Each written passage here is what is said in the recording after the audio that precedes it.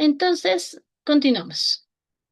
Dentro de esto, dentro de lo que viene siendo historia, vamos a ver diferentes puntos. Entre los tres ejes que tenemos va a ser para comprender lo que viene siendo la historia de Bolivia, cómo ha sido la construcción del poder, el Estado dentro de Bolivia, cuál ha sido el principal factor económico, el motor de la riqueza que tenemos y que también más adelante les explicaré, ha sido factor de dependencia.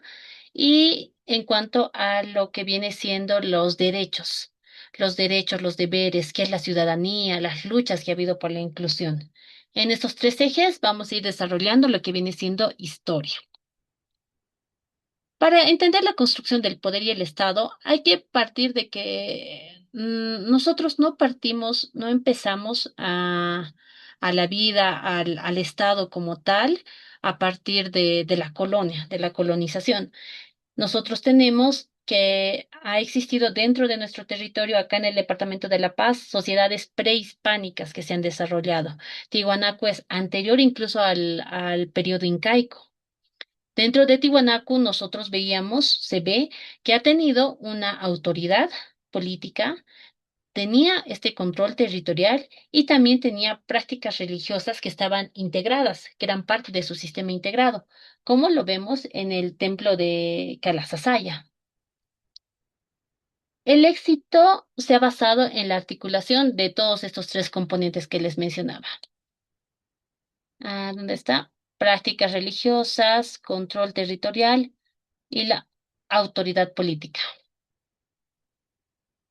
Tiwanaku ha definido prácticamente la parte inicial de lo que venía siendo el poder, el Estado. Tiwanaku ha logrado articular todos estos factores en todo este sistema integrado que se tenía. Entonces ya había una forma de organización, ya había una forma de manejarse, ya había prácticas religiosas previos a la colonia.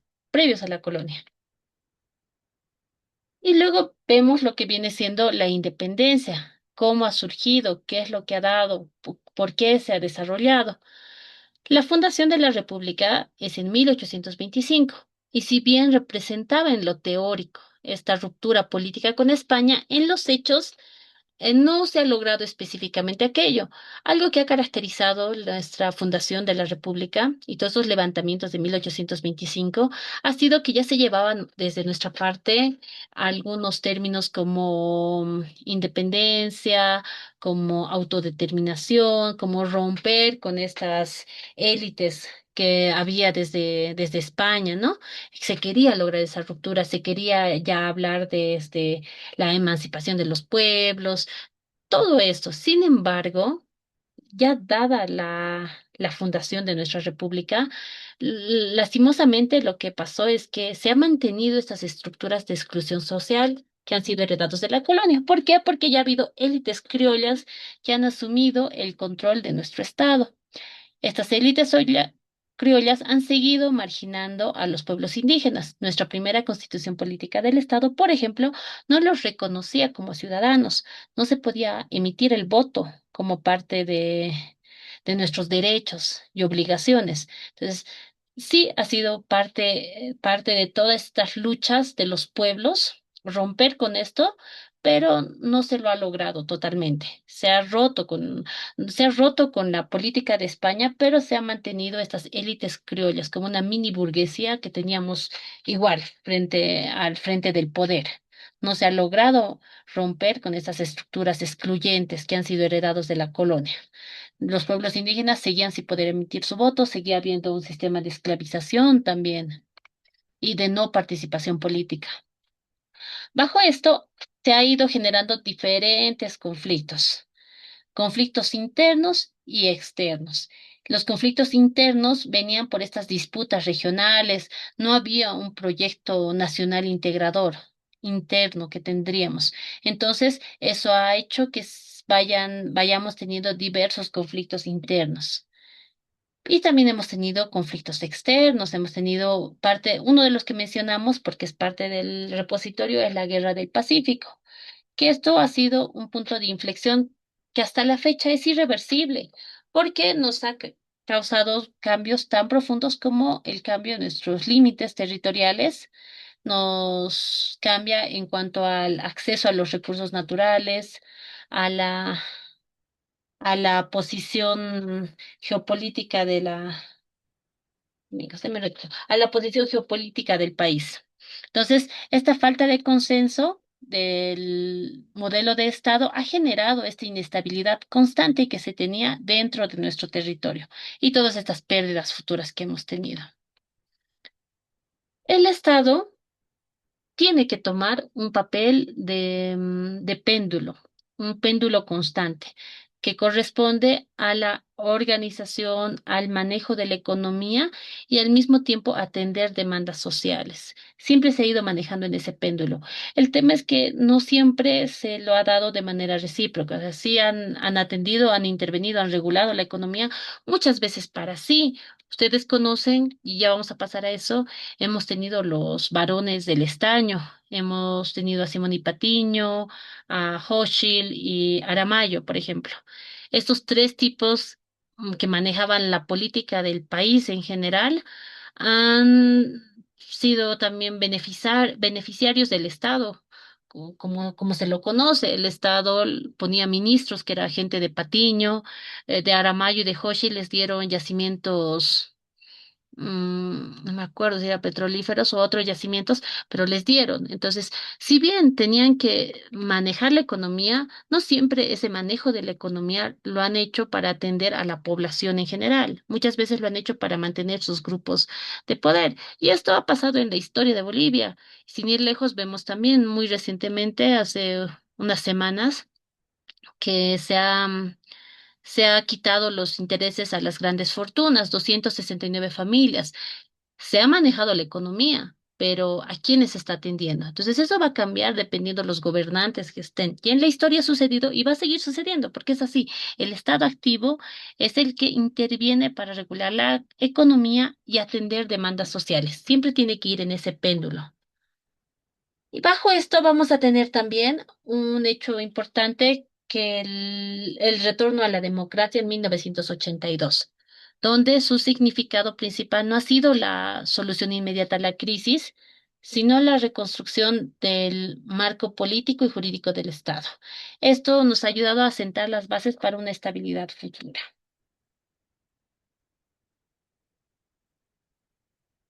Ya pasando de lo que viene siendo la construcción del poder, el Estado, vamos a pasar a cuál es el motor de la riqueza y la dependencia. Bajo eso, tenemos, por ejemplo, gran parte de lo que ha dado o lo que ha forjado la economía, no solo de Bolivia, sino ha sostenido la economía del Imperio Español, ha sido Potosí y el Cerro Rico de Potosí. El Cerro Rico de Potosí ha reconfigurado incluso la manera en que nosotros estamos articulados con los demás continentes. Por ejemplo, se han establecido estas rutas, estas redes comerciales. ¿Por qué? Porque había que todo lo que se estaba explotando del Cerro Rico se tenía que mandar a todos estos países. Entonces, Potosí ha venido siendo parte de esta red comercial global que se tenía. Pero estos recursos, como les mencionaba, se ha hecho estas redes comerciales, se ha ido moviendo a todos los continentes, pero el problema es que estos recursos no se han quedado en Bolivia y esto nos ha generado a nosotros como país una profunda desigualdad social, porque solo ha sostenido la economía del Imperio Español, ha logrado que el Imperio Español sea este país de primer mundo y nosotros nos quedamos relegados, ¿no? Nos quedemos relegados. Esta explotación del Cerro Rico ha hecho que Potosí sea una de las principales ciudades de los centros productores de plata a escala global y lo ha integrado a estas redes comerciales. Lastimosamente, los recursos no se han quedado con nosotros.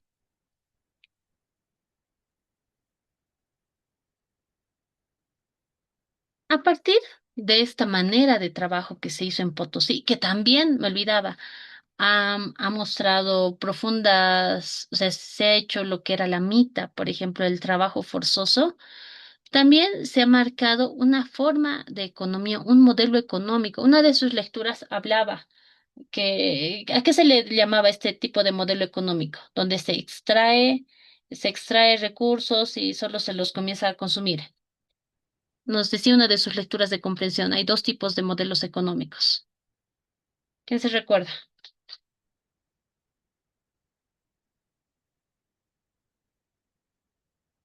Economía lineal y circular. ¿Este tipo de economía es lineal o es circular?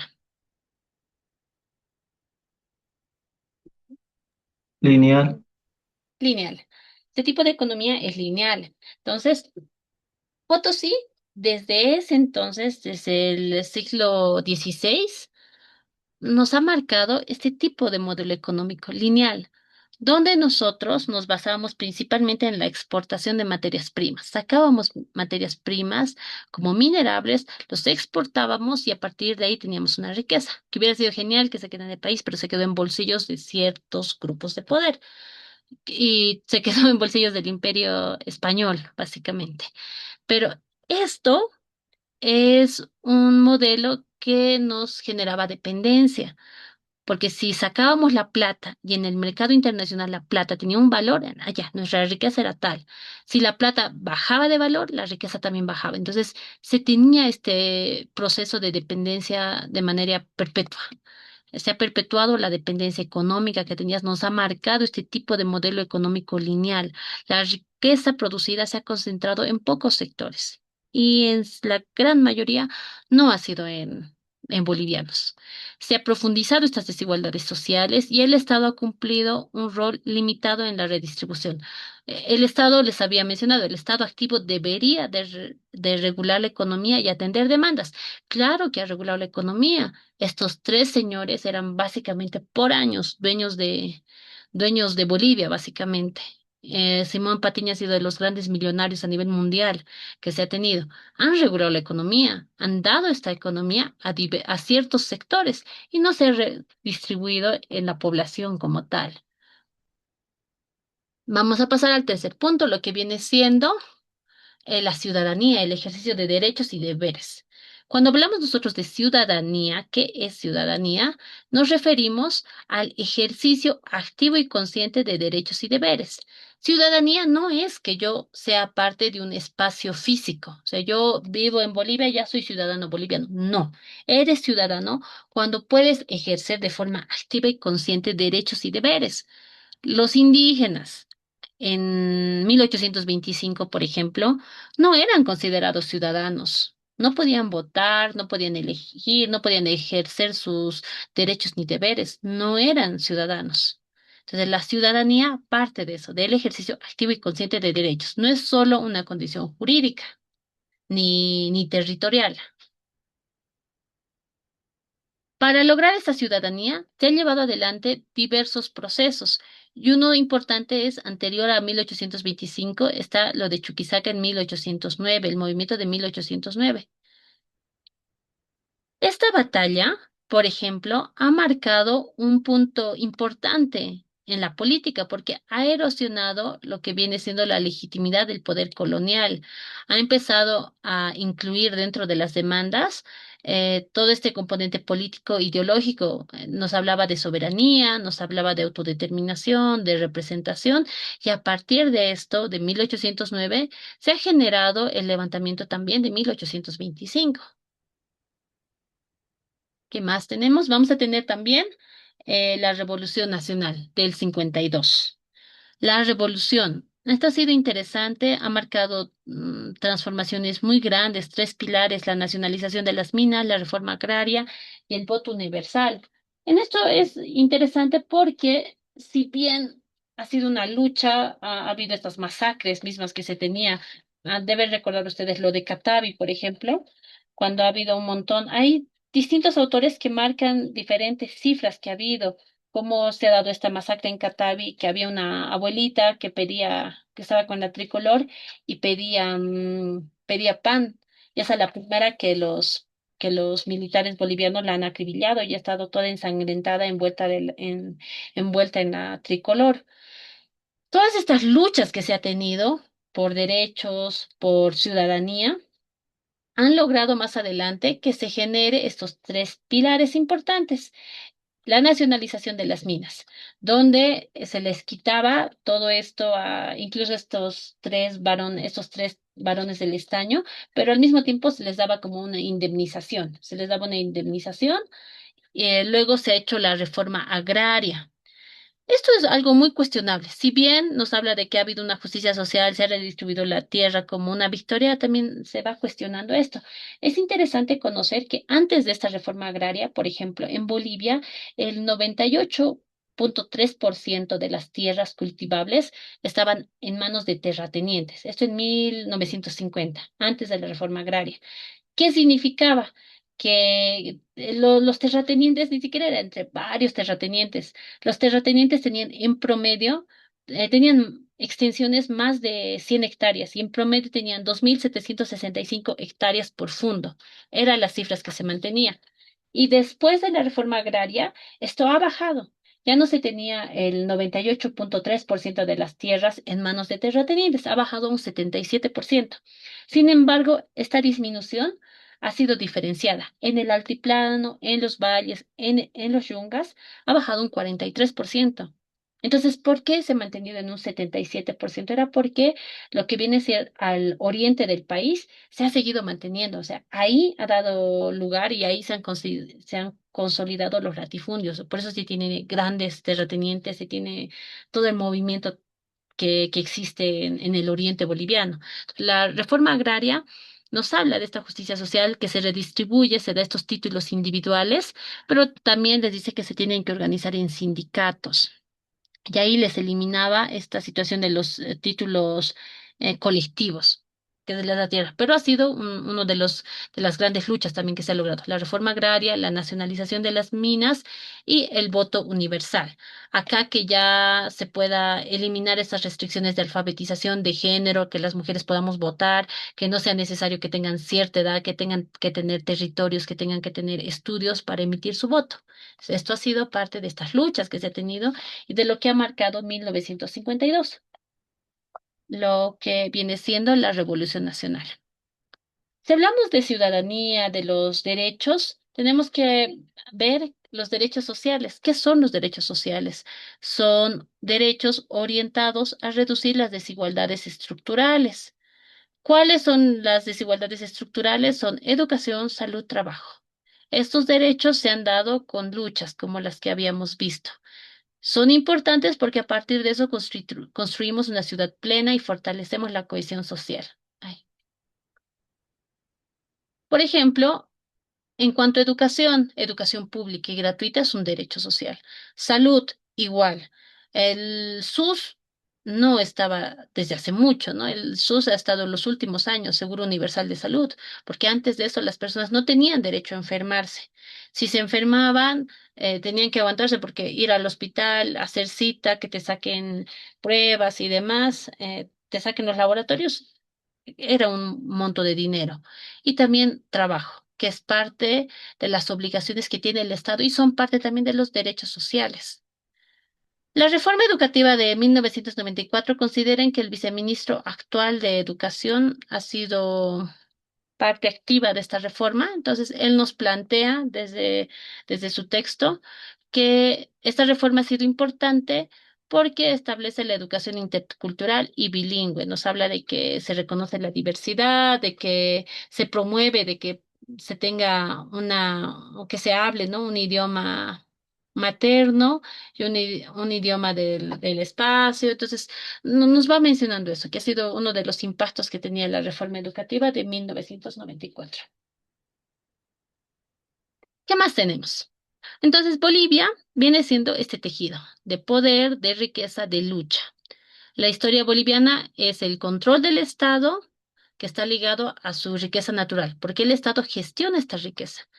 En la historia de Bolivia, esta riqueza no lo ha gestionado para todos los bolivianos. Generalmente lo han gestionado para estos dueños de Bolivia, para estos ricos, esta poca gente que se tiene, y a partir de eso ha sido inminente que existan luchas por la ciudadanía, que hayan luchas sociales, que hayan demandas. Entonces se ha ido moviendo bajo este tejido.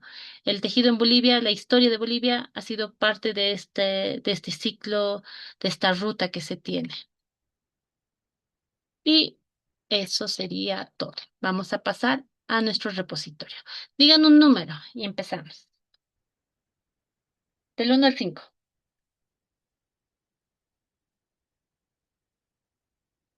Vamos, un número del 1 al 5. Gracias.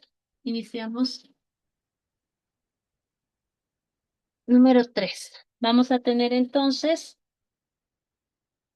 número 3. Las sociedades prehispánicas que se desarrollaron en el altiplano alcanzaron niveles complejos de organización política, económica y simbólica. En este contexto, la civilización de Tiwanaku se distinguió por un modelo de organización que permitió su expansión e influencia regional durante varios siglos. ¿Cuáles son las de las siguientes características? Explica mejor este tipo de organización. Aquí les van a dar distintas opciones y tienen que escoger ustedes cuál es la correcta. Pero ¿qué les había mencionado en la organización de Tiwanaku? Tenía tres puntos importantes, características importantes. ¿Quién recuerda?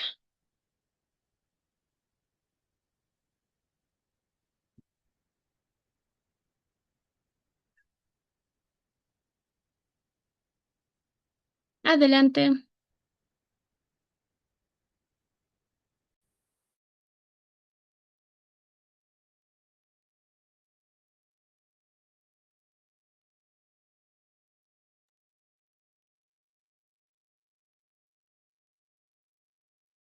Mm,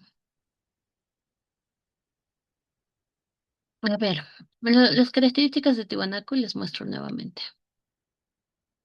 ¿Dónde está? Adelante, adelante, Sofía.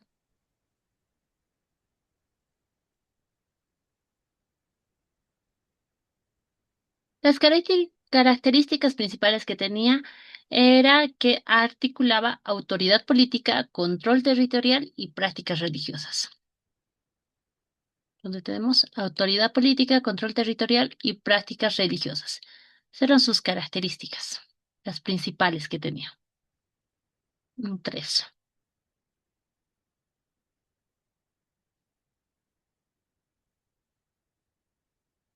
Siguiente.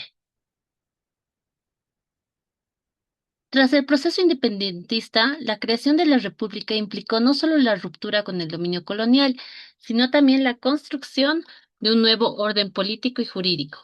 Este proceso estuvo marcado por continuidades y rupturas respecto al periodo colonial.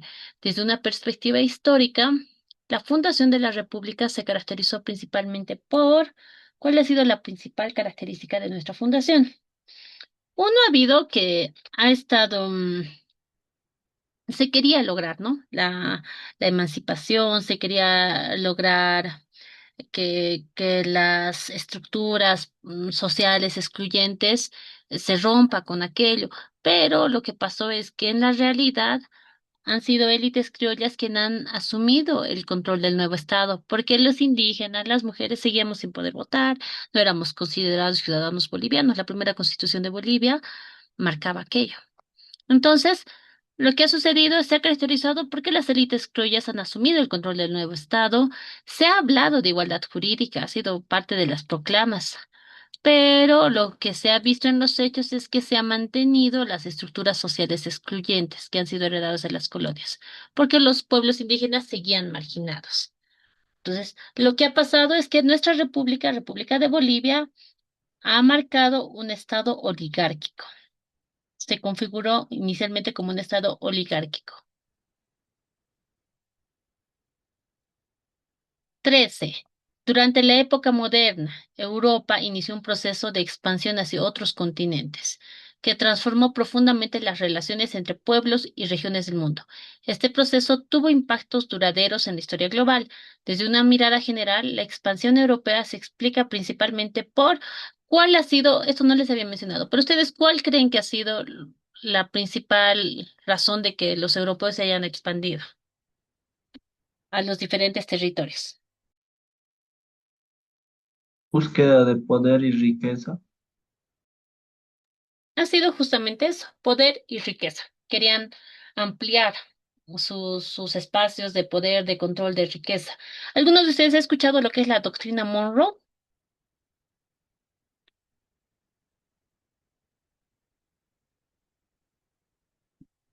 Sí, no, escriban en el chat. Les explico. Una vez que pasa, ¿no? La Segunda Guerra Mundial, se reconfigura, o sea, los que tenían la mayor cantidad de poder venían siendo Estados Unidos, Reino Unido, la Unión Soviética. Entonces, lo que hacen es como que una especie de acuerdo de paz. ¿Y en qué consistía este tipo de acuerdo de paz?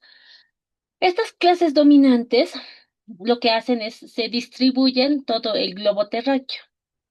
Y ahí era como que la condición de cada uno se encarga de esos territorios, de ese espectro y que el otro no se meta en sus espacios.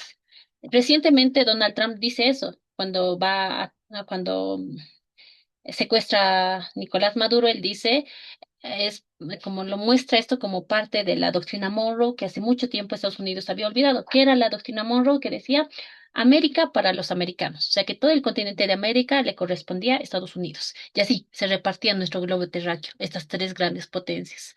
Bajo eso, es más que claro que todo lo que corresponde a nuestros territorios de toda Latinoamérica, de todo nuestro continente americano, lo tengan como interés desde Estados Unidos. Era parte de ese acuerdo de paz que hicieron, que no se metan ninguno de estas potencias en el territorio de los otros y que se repartían el globo terráqueo para cada uno de ellos, para cada una de esas potencias. Eso indica la doctrina Monroe. América para los americanos. ¿Qué es lo que les mueve? ¿Qué es lo que mueve a Estados Unidos? ¿Qué es lo que mueve a todas estas potencias? Es el interés económico, político, es por poder, por recursos económicos. Es eso. La expansión europea se aplica a intereses económicos y políticos. Eso en la historia. Y más adelante, igual, después de la Segunda Guerra Mundial, ha pasado lo que les mencionaba, este tipo de acuerdo que hicieron que se dividieron todo nuestro globo terráqueo entre esas tres grandes potencias. Y actualmente vuelve a hablarse de esto cuando recientemente dice eso Donald Trump. Dice, hemos olvidado Estados Unidos lo que era la doctrina Monroe y estamos retomando esto que es tan importante para América. Y nos habla eso. América para los americanos, para los estadounidenses. ¿Dónde estábamos? Estábamos en la 13. Principalmente intereses económicos y políticos. Vamos a la 18. Durante el proceso independentista en el territorio de Alto Perú. 18. Las batallas no constituyeron hechos aislados.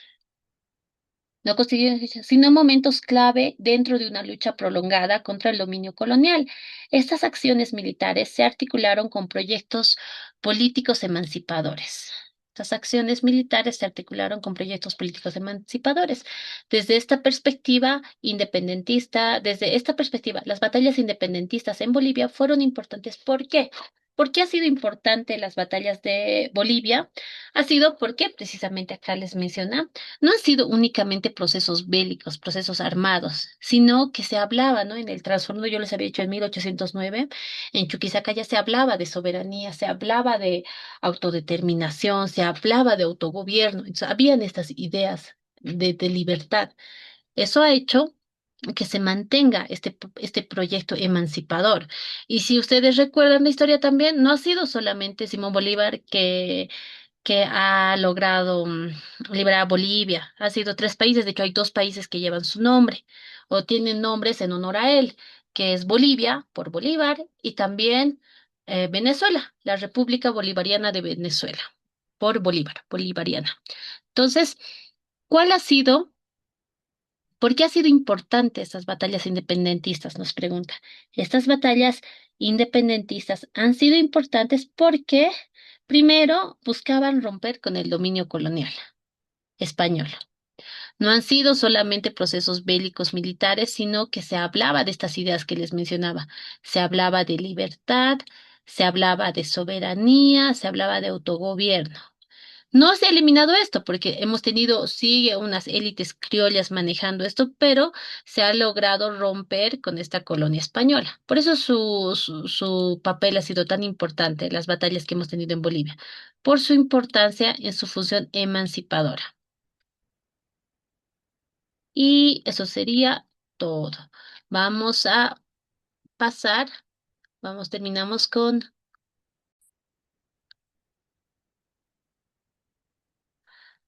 mm,